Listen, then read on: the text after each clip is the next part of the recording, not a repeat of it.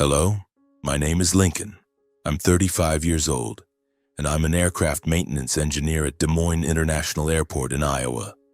My life revolves around massive airplanes, roaring engines, and long days inspecting every bolt and wire to ensure everything is perfect before takeoff. I love this job, not just because it demands precision, but because it gives me a sense of control, a feeling that everything is in order the way I've always wanted my life to be. But today I don't want to talk about airplanes. I want to tell you about a special day, the day I thought I'd reached the biggest dream of my life, a home, a true haven for my family. 10 years. That's how long my wife Quinn and I have been grinding, saving every penny, living in cramped rental apartments, sometimes sharing bathrooms with noisy neighbors. Quinn, who's 33, is an accountant for a furniture company downtown. She's thoughtful, practical, and always knows how to keep our household from descending into chaos. But if I'm being honest, I know Quinn is deeply influenced by her parents, especially her mother, Marlene. They're the kind of people who want everything to go their way. And Quinn, though she'd never admit it, often lets her emotions get swept up in her mother's advice, or rather, her commands. We have 2 kids. Monica, 8 years old, a lively, sensitive girl who clings to me every time I come home from work, and Noah, 5, a hyperactive boy who's always running around the yard asking silly questions I never tire of answering. They're everything to me. Every time I see Monica's scribbled drawings or hear Noah talk about the dinosaur he saw in the garden, all my exhaustion melts away. That day was a crisp autumn afternoon, the sky clear and the air cool, and I was standing in front of our new home, a 3-bedroom house we'd just bought after years of scrimping and saving. It wasn't a mansion, no pool or tennis court, but to me it was the world. A house with a white picket fence, a cozy backyard big enough for Noah to run around in, and a front porch where I could sip coffee every morning. It was the dream Quinn and I had painted back when we were dating, sitting on a park bench, eating sandwiches and talking about one day having a place to call home. I remember that moment vividly. We were moving in. Monica was running around the yard, clutching a red crayon, drawing wobbly circles on cardboard boxes. Noah was clinging to my leg, asking, "Dad, can we get a dog here?" "A really big one." I laughed, ruffled his hair, and promised I'd think about it, though I knew Quinn wouldn't agree right away. She always needs time to weigh things, especially when it comes to the order of our home. Quinn was in the kitchen, unpacking boxes, arranging plates and bowls with the care I've always loved about her. Her brown hair was tied up, a few loose strands falling over her forehead, and she was smiling. That gentle smile I fell in love with 15 years ago. "Lincoln, have you seen the blender anywhere?" she called out from the kitchen. I shook my head, pretending to be annoyed. "Honey, if I knew where it was, I'd be a superhero by now." Monica overheard and giggled while Noah chimed in, "Dad's a superhero. Dad's a superhero." I held a small wooden sign with the words, "Home Sweet Home," carved in elegant script. It was a gift from my parents, George and Evelyn, when we signed the house contract. I carefully nailed it to the front door, feeling each hammer mark a milestone. With every thud, my heart felt lighter. This wasn't just a house. It was proof of 10 years of hard work, late nights budgeting, petty arguments over money, and the moments when Quinn and I held hands, promising to build a future together. That evening, we threw a small housewarming party. Friends, co-workers, and both sides of the family came. My parents, George and Evelyn, drove 2 hours from their small town outside Des Moines, bringing a tray of homemade cookies, my mom's specialty. Quinn's parents, Harold and Marlene, showed up too, with a bottle of expensive wine that Harold wouldn't stop bragging about as a rare find. The 2 families aren't exactly close. They exchange polite greetings and stiff smiles, and I know why. My parents are simple, principled people who respect others' space. Quinn's parents, especially Marlene, have a tendency to want to control everything, from table settings to how others should live their lives. I tried not to dwell on it, thinking today was a happy day. No need to sweat the small stuff. The party was filled with laughter and chatter. Monica and Noah ran around the yard playing tag with the neighbors' kids, Quinn was busy hosting, making sure everyone had drinks and desserts. I stood by the backyard grill, flipping ribs, stealing glances at her. She wore the light blue dress I love, her hair loose over her shoulders, her eyes sparkling with joy. I thought to myself, this is the moment I've worked my whole life for. When the guests had left, it was late. I carried Monica upstairs. She'd fallen asleep on the couch, still clutching her favorite doll. Noah trailed behind, rubbing his eyes, half asleep but still asking, "Dad, can I sleep in the backyard tomorrow?" I chuckled, tucked Monica into bed, pulled the blanket over her, and turned to Noah. "We'll have to ask your mom, little man." He nodded, yawning, and passed out moments later. I stepped out onto the porch, looking at the golden light spilling from the living room window. This house, with its white walls, pristine windows, and the sound of our kids' laughter, was everything I'd ever dreamed of. I felt a peace I rarely experienced in our years of struggle. I'd done it. We'd done it. Then I felt warmth from behind. Quinn wrapped her arms around me, her cheek resting lightly against my back. "Thank you," she whispered, her voice soft as the night breeze. "Thank you for giving us a real home." I turned, looked into her brown eyes, and smiled. "We did it together, love." She nodded, then said quietly, almost offhandedly, "Now my parents can come visit whenever they want." I laughed, nodded, thinking it was just a passing comment. Her parents lived nearby, and I knew they loved Monica and Noah. Them visiting often was normal, right? I didn't think much of it, just pulled her close, kissed her forehead, and together we stared out at the dark yard, where tomorrow Noah would be running around asking me more silly questions. But looking back, I realized that moment wasn't as simple as I thought. Quinn's words, light as a breeze, were the first gust of an approaching storm.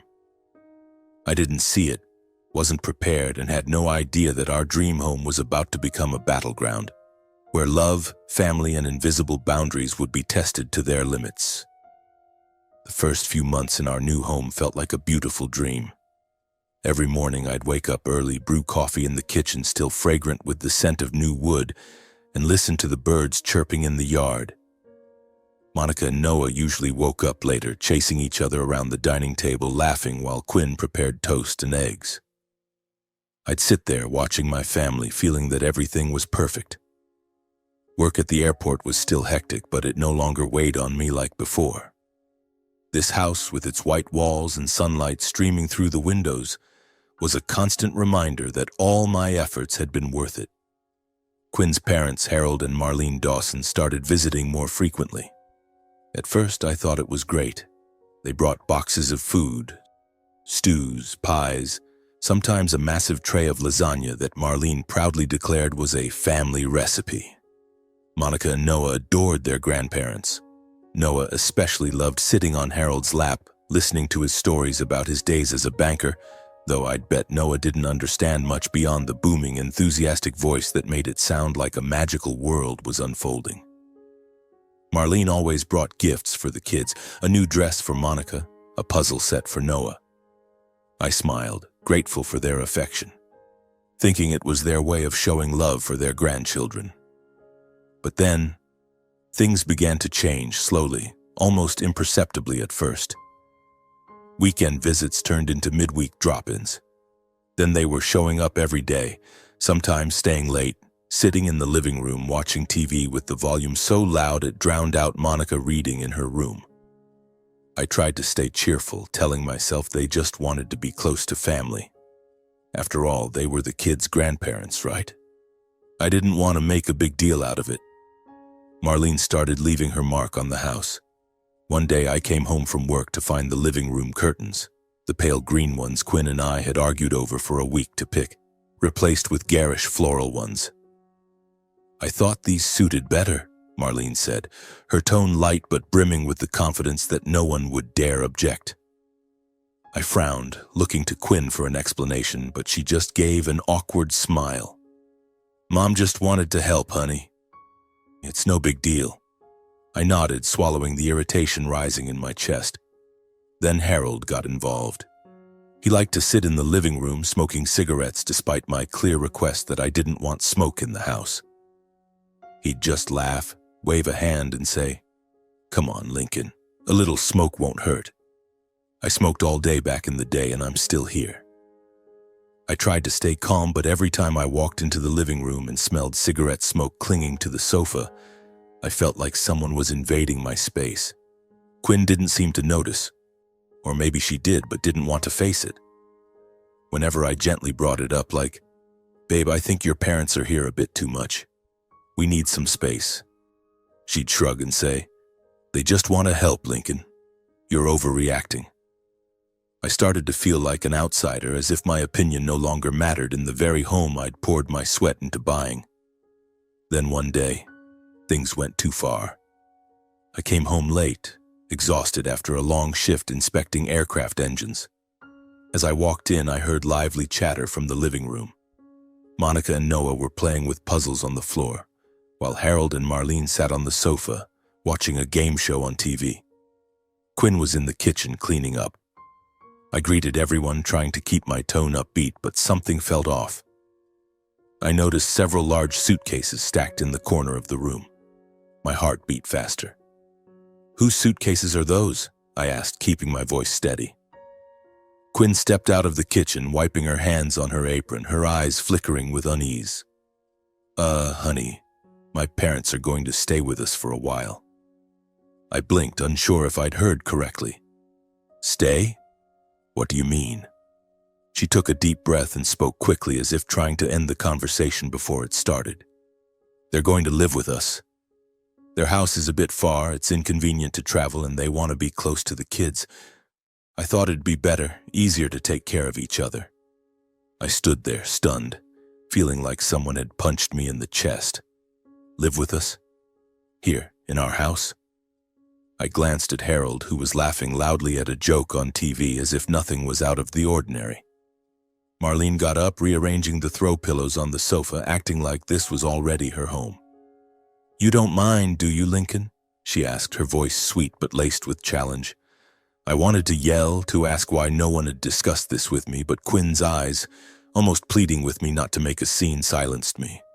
I nodded, muttering through gritted teeth, "No, it's fine." But inside, I knew everything had changed. In the days that followed, it became clearer. Marlene started controlling nearly everything in the house. She reorganized the dishes in the kitchen, decided what we'd eat for dinner, and even interfered with how Quinn parented the kids. "Monica needs to eat more vegetables," she'd say, as if Quinn and I didn't know how to raise our own children. Harold took over the living room, leaving half-smoked cigarettes on the coffee table despite my request that he smoke outside. I tried to hold it together to keep the peace, but with every passing day I felt pushed further out of my own family. Quinn still didn't see the problem. She acted like it was all normal, as if her parents running our household was natural. "They just want to help, Lincoln," she'd repeat, like a mantra. But I knew, deep down, she was trying to convince herself too. I started to realize she didn't want to confront her mother, didn't want to upset Marlene. And I, the husband, the father, the one who'd sweated to build this home, became invisible. One evening I sat on the porch, staring at the light spilling from the living room. Monica and Noah were asleep, but the TV blared from the living room, where Harold was watching football. I heard Marlene in the kitchen instructing Quinn on how to make a soup she deemed better. I took a sip of my beer, trying to suppress the suffocating feeling rising in my chest. "This is my home," I told myself. So why did I feel like I didn't belong here? I didn't know it then, but a real storm was brewing. The invisible boundaries in this house were about to shatter, and no matter how hard I tried, I couldn't stop the cracks from spreading. The days after Quinn's parents moved in, our house stopped being the haven where I once stood on the porch, smiling with contentment. It felt more like an arena where I had to tread carefully with every step to avoid breaking something, or rather to keep the simmering tensions from erupting. But the truth was, no matter how hard I tried, everything was slipping out of my control. Marlene seemed to have taken over the house entirely. Every morning I'd wake up to find her in the kitchen rearranging the spice cabinet to her liking, even though Quinn had said she preferred things the way they were. "This is more practical," Marlene would say, her tone soft but laced with an unshakable certainty that brooked no argument. New curtains, repositioned paintings, unfamiliar vases appearing on the dining table, all bore her mark. I tried to brush it off, telling myself these were small changes, but every time I walked into the house it felt like stepping into a stranger's home. Harold, meanwhile, claimed the living room. He'd sit in my favorite armchair, feet propped on the coffee table, watching football games at a volume so loud it drowned out Monica reading in her room. The smell of his cigarettes lingered in every corner despite my repeated requests that he not smoke in the house. "Lincoln, you worry too much," he'd say with a smirk, as if I were some fragile man who didn't know how to live freely. I clenched my jaw, trying to stay calm, but every time I saw cigarette ash on the carpet, it felt like a stab at my pride. What hurt most was the kids. Monica, my sensitive little girl, started to change. She no longer ran to hug me when I came home from work. Instead, she'd sit with Marlene, listening to her stories or baking. Noah was drawn in by Harold, who teased that I was too strict for not letting him have candy before bed. "Your dad's too serious, huh?" Harold would say, winking at Noah, who'd giggle, unaware that those words were slowly eroding my role as his father. I felt like I was losing my kids right in my own home. Quinn, as usual, didn't see the problem. Or maybe she didn't want to. Whenever I tried to bring it up gently, saying her parents were interfering too much, she'd sigh and shake her head. "Lincoln, they just want to help. Why are you making a big deal out of this?" I wanted to scream, to ask if she could see that I was being pushed out of my own family, but her weary eyes silenced me. I knew she was caught in the middle, torn between her love for me and her loyalty to her parents. But that didn't make it hurt any less. I was her husband, the father of our kids, but now I felt like a stranger in the home I'd poured my sweat into buying. One evening, I couldn't take it anymore. I came home exhausted after a long day, wanting nothing more than to sit down and have dinner with my family. But when I walked in, I found Marlene in the kitchen directing Quinn on how to make a stew the right way. "You're doing it wrong, Quinn. You need more salt," she said, her tone authoritative. Quinn nodded, complying obediently, though I knew she hated being micromanaged in her own kitchen. In the living room, Harold was watching TV, the volume so loud I had to shout to ask where Monica was. "Upstairs, probably drawing," he replied, eyes glued to the screen. I went to Monica's room and found her sitting on her bed, clutching her doll, her eyes red. "What's wrong, sweetheart?" I asked, sitting beside her. She hesitated, then whispered, "Grandma said I shouldn't draw so much, that I should learn to bake with her. But I don't want to." Her voice trembled and I felt my heart constrict. I hugged her, promising to talk to Grandma, but deep down I knew things had gone too far. That night, after the kids were asleep, I pulled Quinn out to the porch. I tried to keep my voice calm, but every word felt like it was being squeezed from my chest. "Quinn, we need to talk. Your parents, they're controlling everything. I feel like I don't have a place in this house anymore." She looked at me, her eyes flickering with unease, but then her expression hardened. "Lincoln, you're blowing this out of proportion again. They just want to help. Don't you see how much they love Monica and Noah?" "Help?" I snapped, my voice louder than I intended. "They're turning our home into theirs, Quinn. I don't get a say in anything. Not meals, not how we raise our kids. I feel like an outsider." She shook her head, stepping back. "You're being selfish, Lincoln. They're my parents. I can't just kick them out because you're uncomfortable." The conversation ended with her turning back into the house, leaving me alone on the porch, staring at the light spilling from the living room, feeling like my world was crumbling. In the days that followed, I withdrew. I left for work earlier, came home later, sometimes eating dinner alone at a diner near the airport. I avoided Marlene and her sharp, cutting remarks like, "Lincoln, you work too much, you don't pay attention to your family."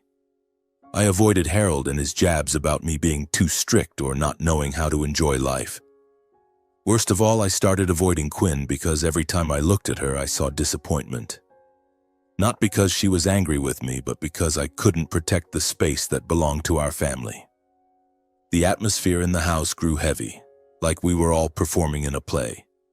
We still talked, laughed, and ate dinner together, but no one was really listening. Monica became quieter, often retreating to her room. Noah kept running around, but I noticed he started listening to Harold more, as if he were the real father.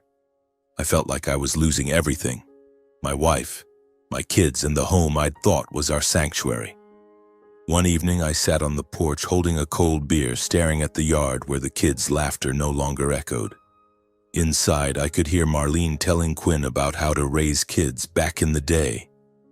I heard Harold's loud laugh over a football game, and I heard my own heart beating slowly, heavily, like it was counting down to an inevitable explosion. I knew that if I didn't do something, I'd lose everything. But what could I do when the person I loved most was standing on the other side of the battle line? The weeks that followed turned our house into a foreign place. I no longer recognized it. When I came home, I'd quietly slip through the living room, avoiding Harold's gaze and Marlene's veiled remarks. I'd retreat to the study, close the door, and sit there, staring at the family photos on the wall. Moments of happiness when we were still a real family. One evening, I decided I had to have a serious talk with Quinn. I couldn't keep living like this, like a ghost in my own home. After the kids went to bed, I pulled her out to the porch. The night was cold, the wind rustling the trees in the yard. I took a deep breath, trying to keep my voice steady. Quinn, I can't take it anymore. Your parents, they're controlling everything. I feel like I'm not part of this family anymore. Quinn looked at me, a flicker of pain in her eyes, but she quickly turned defensive. Lincoln, what are you talking about? My parents just want to help. You want me to kick them out? They're my family. I clenched my fists, trying to keep my voice from trembling. I'm not saying kick them out, but don't you see? They're deciding everything, from how we raise the kids to how we live. I'm suggesting maybe we could help them rent an apartment nearby. They'd still be close to the kids, but we'd have our own space. To me, it was a reasonable solution, but to Quinn, it was an insult. You're so selfish, Lincoln, she shouted, her voice rising with a fury I'd never seen before. My parents have sacrificed so much for me, for the kids. And now you want to push them out? Do you know how much that would hurt them? I stood there, stunned, feeling the ground crumble beneath me. I wanted to say that I was hurting too, that I was losing my family, but my throat tightened and the words wouldn't come. The conversation was cut short when Marlene appeared at the door. What's all this noise about? She asked, her tone icy. I knew she'd heard everything. Her eyes bore into me with contempt, as if I were an ungrateful wretch. Lincoln, you should be thankful for what we do for this family, she said, then turned back inside, pulling Quinn with her. Quinn didn't look back, just followed her mother, leaving me alone on the porch, the cold seeping into my bones. From then on, things got worse. Marlene and Harold tightened their grip.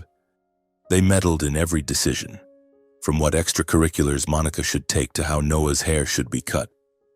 I felt like I had no authority in my own home. At every meal, I sat silently, listening to Marlene lecture on the right way to raise kids, hearing Harold jab at me for working too much. Quinn said nothing, just kept her head down, as if she'd given up on standing by my side. I started sleeping in the study on a cramped sofa. I told Quinn I needed space to work late, but the truth was I couldn't bear the suffocating feeling of lying next to her, knowing she was no longer my partner. I felt like a stranger, a tenant in the home I'd bought with my own sweat. The breaking point came one evening when I got home late. I walked in, hoping to have dinner with the kids, but the scene before me stopped my heart. Monica and Noah were eating dinner with Harold and Marlene, laughing and joking happily. Quinn was in the kitchen cleaning up as if nothing was wrong. No one noticed I'd come home. No one had saved me a plate.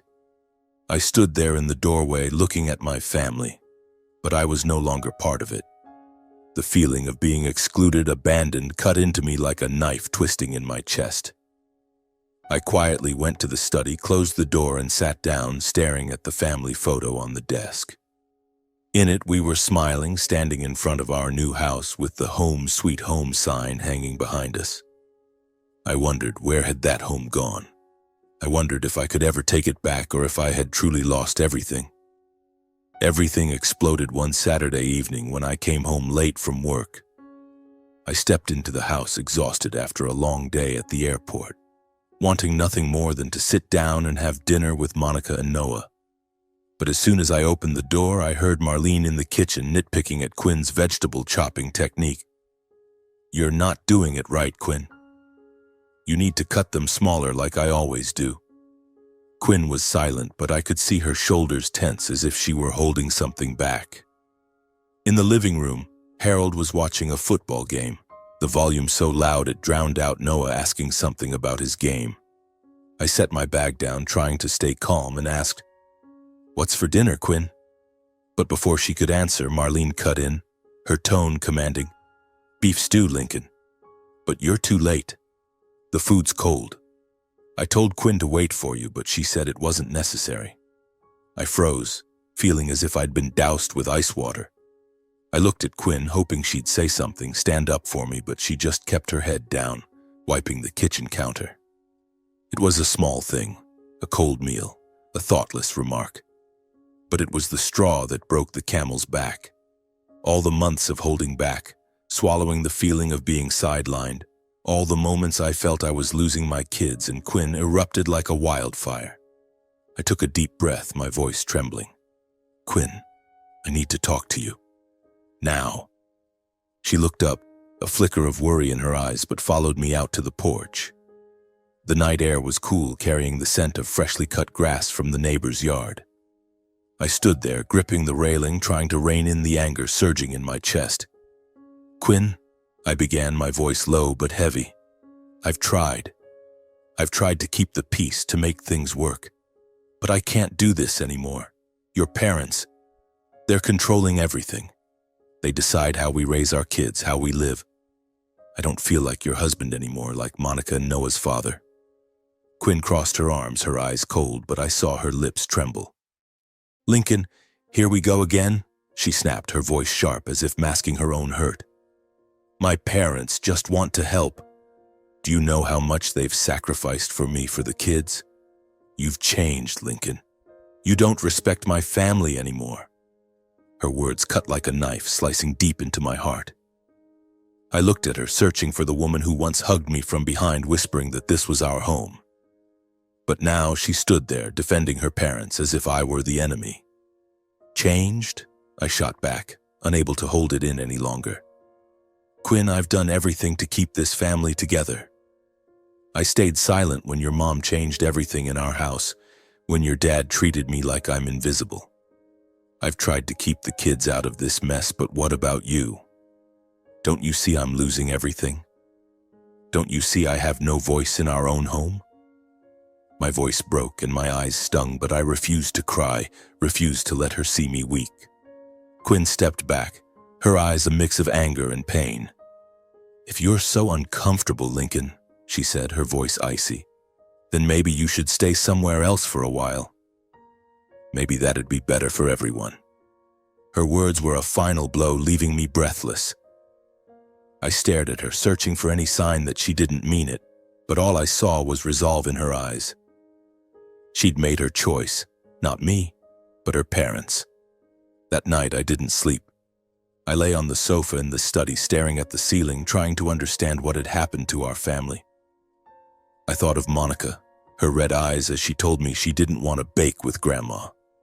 I thought of Noah laughing as Harold called me too strict, and I thought of Quinn, her smile the day we moved in. All of it was now just a memory buried under unspoken conflicts. The next morning I packed a few things, some clothes, a toothbrush, and the family photo from my desk. I didn't say anything to Quinn, not wanting to make a scene in front of the kids. Monica and Noah were eating breakfast in the kitchen with Marlene pouring their milk. I kissed their foreheads, saying, "Daddy's got to go to work for a few days, but I'll call you, okay?" Monica nodded, her eyes worried, while Noah just grinned and said, "Call us, Daddy." I forced a smile, hiding the ache in my chest, and walked out of the house. I rented a small room near the airport, a bare place with peeling paint and a creaky bed. It was cold, lacking the warmth of family, but at least here I didn't feel like an outsider. Every night I called Monica and Noah, listening to their stories about school and new games. Monica talked about a drawing she made, and Noah bragged about learning to throw a ball with Grandpa. I smiled, told them to sleep well, but when I hung up, I sat in that empty room, the weight of loneliness pressing on my chest like a stone. Quinn didn't call. Not a text, not a single check-in. Monica told me she was carrying on as if my absence didn't matter. I began to feel the deep sting of having a home I couldn't return to. That house with its white picket fence and home sweet home sign was now a distant luxury. I'd lost it, not because I didn't try, but because I didn't know how to fight my own family. In those long, lonely nights, I thought of my parents, George and Evelyn. They lived in a small town 2 hours from Des Moines, in a simple house where I grew up with warm memories. I remembered my dad with his calm, steady voice teaching me to fix a bike.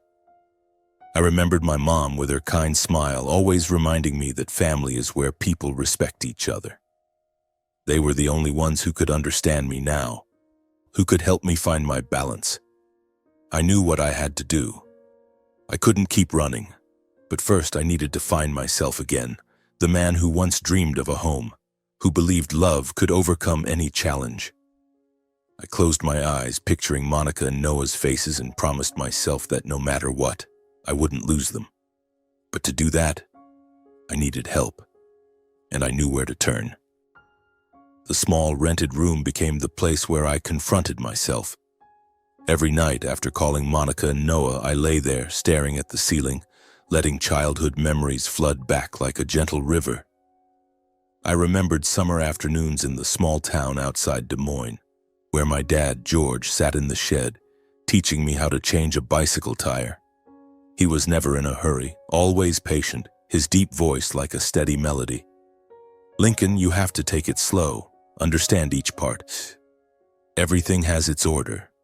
I, a 10-year-old boy, crouched beside him, hands smeared with grease, feeling like I was learning something far greater than bike repair. My mom, Evelyn, was the heart of our home. She had a way of making everything feel lighter, from baking cookies every Sunday to settling disputes between me and my brother. "Family is where you find peace," she used to say, her kind eyes fixed on me. But peace only comes when everyone respects each other. Back then, those were just my mother's words, but now, in the cold rented room, they echoed like a wake-up call. The home I shared with Quinn had lost that respect, not just between me and her parents, but between us. I realized I grew up in a simple but solid family. My parents weren't rich. Dad was a mechanic, Mom an elementary school teacher. But they always set clear boundaries. They never meddled too deeply in each other's lives, never made anyone feel sidelined. Comparing that to my current home, where Marlene rearranged everything to her liking, where Harold claimed the living room as his own domain, I felt an unbridgeable gap. I'd tried to build a home like my parents, but now I was just a lost man. That weekend, I decided to drive to visit my parents. The road to their small town wound through golden cornfields under the autumn sun. When I pulled up to their weathered wooden house with its faded picket fence and Mom's small garden full of chrysanthemums, I felt my chest loosen. Mom opened the door, her kind smile unchanged, but her eyes held a trace of worry when she saw me. "Lincoln, you've gotten thinner," she said, pulling me into a tight hug. Dad, standing in the kitchen doorway, just nodded, but I knew he was watching me, as he always did when he sensed something was wrong. We sat in the living room around the old wooden table Dad had built 20 years ago. Mom made tea, Dad sat quietly, and I began to talk. I told them about the new house, how it had once been my and Quinn's dream. I told them about Harold and Marlene, how they'd taken over our space, how I felt pushed out. I told them about Quinn, our big fight, her cold words telling me to leave. And I told them about Monica and Noah, my fear of losing my kids. My voice trembled, and I had to pause, bowing my head to hide the tears welling up.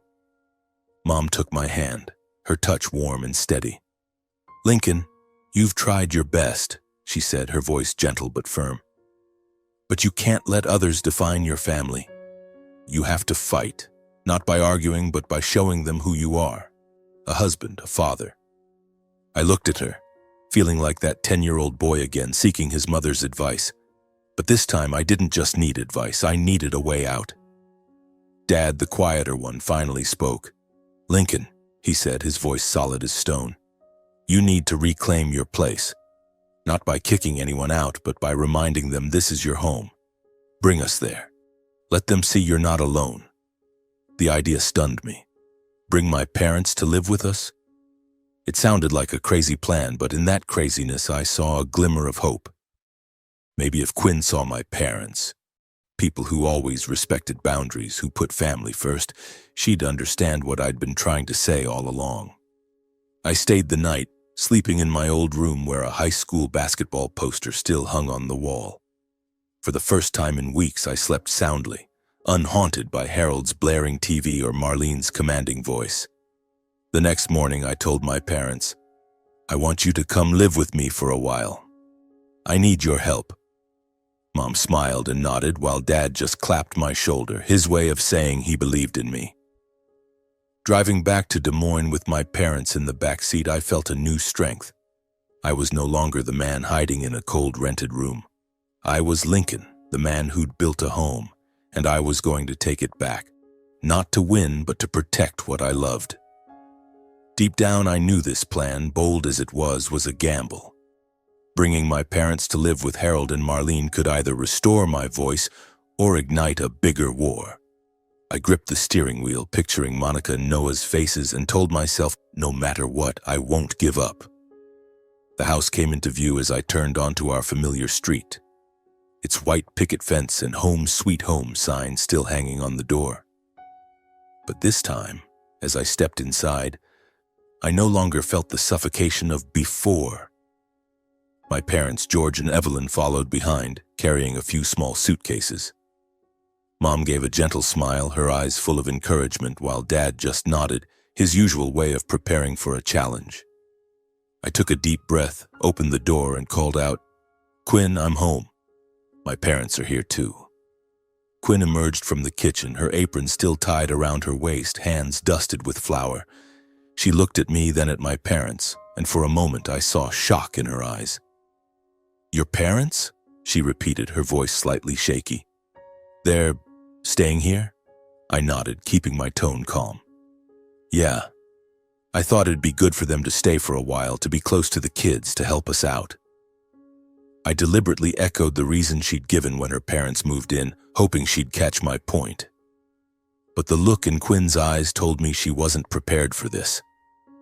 Marlene appeared from the living room, Harold trailing behind, an unlit cigarette in hand.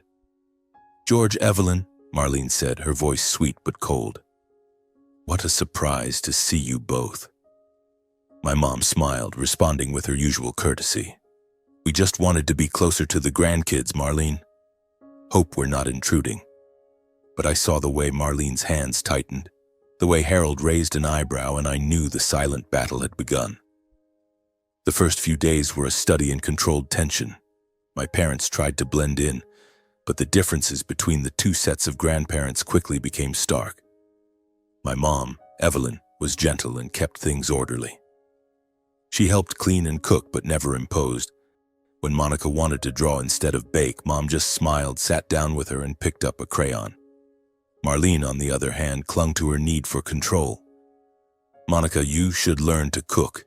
It'll be useful when you're older," she said in her commanding tone, making Monica bow her head, her eyes avoiding contact. My dad, George, was calm but unyielding, refusing to be diminished. Once, when Harold bragged about his banking days, implying Dad's work as a mechanic was lesser, Dad looked at him, his voice steady as stone. "Harold, every job has value as long as it provides for family." The comment silenced Harold, but I saw a flash of irritation in his eyes. From then on, the two fathers engaged in a subtle war, trading seemingly harmless jabs loaded with hidden meaning. Quinn was caught in the middle, trying to keep the peace, but I could see her growing exhausted. She darted between the two mothers, attempting to please both sides. One time I overheard her sigh in the kitchen when my mom suggested making her lentil soup, while Marlene insisted her beef stew had to be the main dish. "Mom, Evelyn, please, I'll make both," Quinn said, her voice almost pleading. I wanted to walk in, hug her, tell her I understood, but the distance between us remained like an invisible wall. Monica and Noah began to feel the heavy atmosphere. One afternoon, I found Monica curled up in her room, clutching her doll, her eyes red. "Dad, Grandma, and Nana don't like each other, do they?" she asked in a small voice. I knelt down, hugged her, and tried to find comforting words, but my heart ached. Noah, usually so lively, grew quieter, avoiding the moments when the two grandmothers clashed in the kitchen. I realized my plan, meant to reclaim my voice, was hurting my kids. But I couldn't stop. Not now, not after coming this far. The house became a battlefield with clear factions. The maternal side, Marlene and Harold, dominated the living room and kitchen, continuing to issue orders and exert control. The paternal side, my parents, rallied around me and the kids, trying to maintain a peaceful space. Every meal was a silent competition filled with veiled barbs and sharp glances. Marlene complained about my mom's cooking, calling it too bland. Mom just smiled, but I saw her knuckles tighten around her napkin.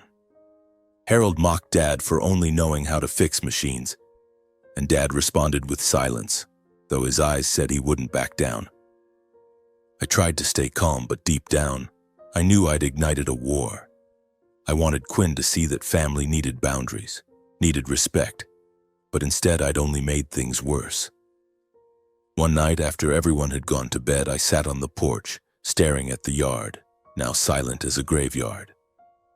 I wondered if I was doing the right thing or just dragging my family deeper into a quagmire. But there was no turning back. I'd gone too far, and now I could only wait to see how this fire would burn, or if it would consume everything. Our house, once a symbol of our dreams, had become a smoldering fire pit, where every action, every word poured fuel on the flames. The two mothers, my mom, Evelyn, and Marlene, were at the heart of every conflict. My mom, with her gentle and principled nature, tried to maintain order quietly. She cleaned, cared for the kids, but always respected Quinn's and my boundaries. Marlene, on the other hand, couldn't stop controlling. She changed menus, rearranged furniture, and even dictated Monica and Noah's schedules.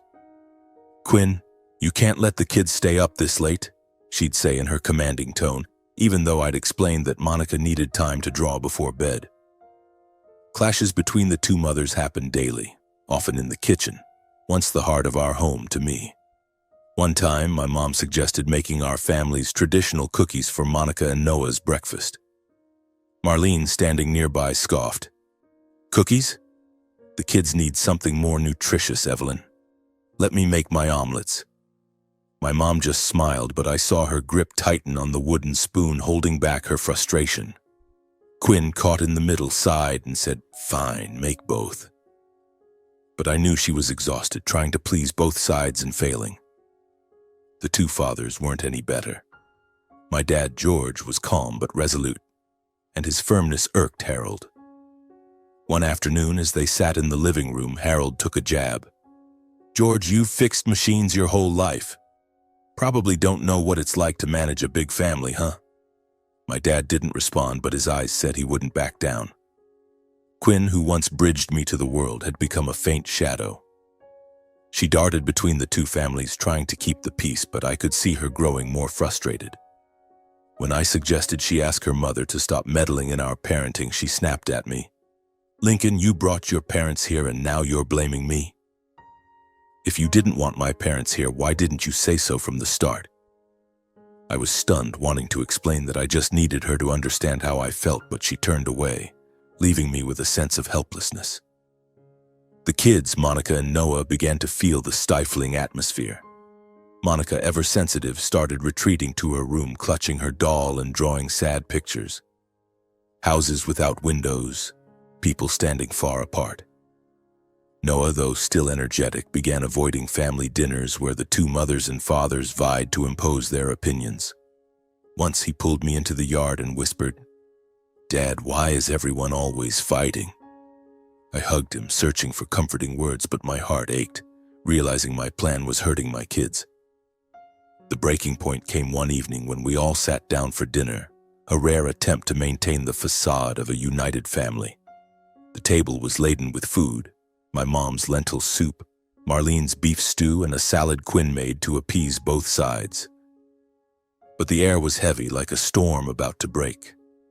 It started when Marlene remarked, her tone authoritative, "Monica, you're eating too little. You need more meat, or you won't grow tall." My mom, who'd stayed silent so long, finally spoke up. "Marlene, let the girl choose what she wants to eat. Forcing her isn't good." That comment lit a fuse. Marlene slammed her spoon down, her voice icy. "Evelyn, are you telling me how to raise my grandchildren? I raised Quinn just fine. I know what I'm doing." My mom, still gentle but unyielding, replied, "I'm just saying the kids need some freedom. They're not objects for us to control." The room shattered. Harold jumped in, his voice dripping with sarcasm. "George, you should teach your wife how to talk or she'll stir up trouble." My dad, with a terrifying calm, responded, "Harold, I think you're the one who needs to learn respect." Quinn, seated at the head of the table, finally snapped. "Enough!" she shouted, standing up. "Everyone, stop it! Lincoln, why did you bring your parents here to turn this house into a battlefield?" My heart felt crushed as I looked at her. "Quinn, I just wanted you to understand how it feels to be pushed out of our own home," I shot back, my voice trembling with anger and pain. "But I was wrong, wasn't I? Because now you just see me as the selfish one." Monica, sitting nearby, burst into tears. Noah ran upstairs, his footsteps echoing on the stairs. The room fell silent, save for Monica's sobs and our heavy breathing. The next morning, Harold and Marlene announced they were leaving. "We can't stay here anymore," Marlene said, her voice thick with hurt. "If we're not welcome, we'll go." Quinn tried to stop them, but they were resolute, packing their suitcases in their wounded pride. The house grew quiet again, but it wasn't the peace I'd dreamed of. It was merely the lull after a storm full of cracks that couldn't be mended. I looked at Quinn, hoping for a hint of regret, but she just turned away, her eyes red. I knew my plan had worked. Harold and Marlene were gone, but the cost was a deeper rift with the woman I loved. I stood on the porch staring at the silent yard and asked myself, did I win, or have I lost everything?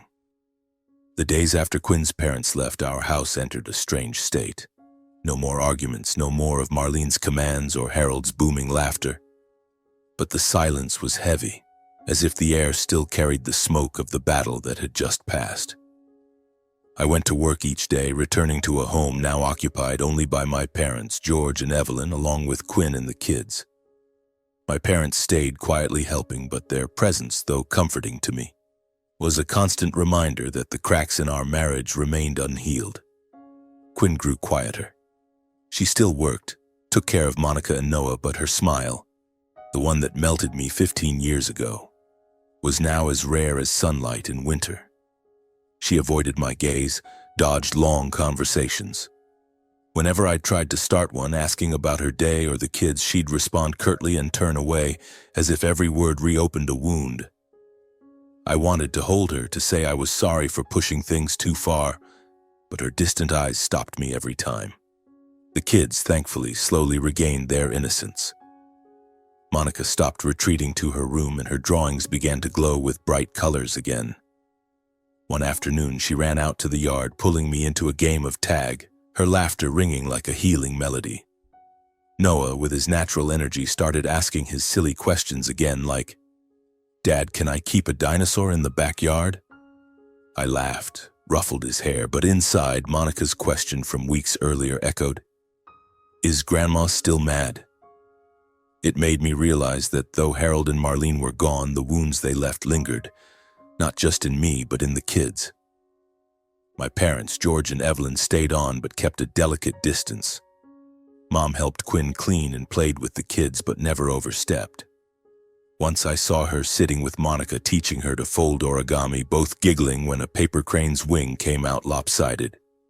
Dad, with his steady calm, spent time in the yard, fixing the fence or tossing a ball with Noah, but he never imposed his opinions. Their gentleness was something this house had lacked for too long, and I noticed that Quinn, though she didn't say it, seemed to sense it too.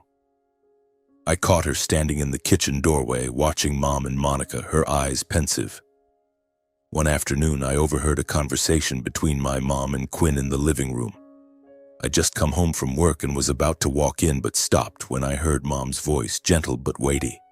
"Quinn, you know, a home is only truly warm when everyone respects each other. Lincoln just wants this house to be peaceful, not for anyone to win." Dad, sitting in the corner, nodded and added in his deep voice, "Family is something you build together, not something one person controls." I froze, my heart pounding, waiting for Quinn's response. She didn't speak, but I heard her sigh, a sound heavy with exhaustion and regret. My parents' words were like a stone dropped into a still lake, stirring thoughts Quinn had perhaps tried to bury. That night, after the kids were asleep, I sat on the porch with a cold cup of coffee. I thought about the early days when we moved in, when Quinn and I stood together looking out at the yard and dreaming of our future. I remembered how she hugged me from behind, whispering that this was our home. Now that yard was still there, but we'd become strangers, trapped between love and unhealed cracks. I wondered if Quinn was thinking the same, if she remembered those days, or if she was just lost in the pain I'd helped cause. Quinn stepped onto the porch, startling me. She stood there, arms crossed, gazing at the yard, silent for a long moment. Then she spoke, her voice soft but clear. "Lincoln, I don't know when things went this far." I turned to her, my heart racing, waiting. I just wanted my parents to be close to the kids, to feel important. But I didn't realize I hurt you. Her words were like a faint light in the darkness, but I didn't dare hope too much. I replied, my voice hoarse, "Quinn, I just wanted us to be a family. I didn't want to fight you, but I couldn't let myself be pushed out." She nodded, still looking at the yard as if searching for something in the dark. "I know," she said, her voice trembling, "but I don't know how to fix this." I wanted to take her hand, to say we could start over, but I stayed silent, letting the quiet stretch between us. I knew that though we stood at the edge of breaking or healing, we needed time to understand each other, to rediscover the respect we'd lost.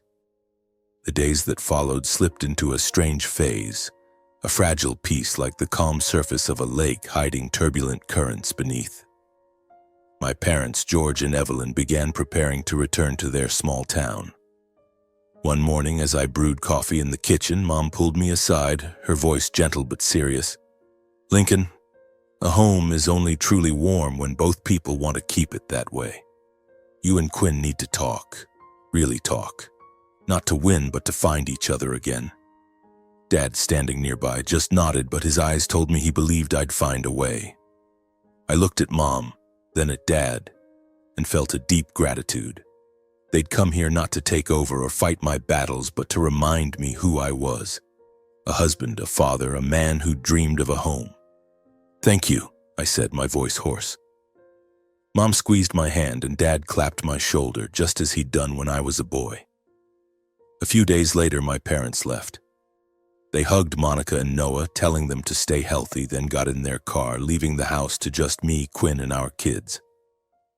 As their car disappeared down the road, I stood on the porch, feeling a strange emptiness. But with it came a flicker of hope. Now, without Harold, Marlene, or even my parents, it was just us, our little family. This was our chance to start over or face the truth that we might have gone too far. Quinn and I began talking more, though in short, fragmented exchanges. We discussed the kids' work, small things like fixing the fence or buying new curtains. Neither of us mentioned the big fight or offered clear apologies, but I sensed a shift in her. One evening, after Monica and Noah were asleep, Quinn stepped onto the porch where I sat with a coffee. She didn't speak, just sat beside me, looking out at the yard where the kids had played the day we moved in.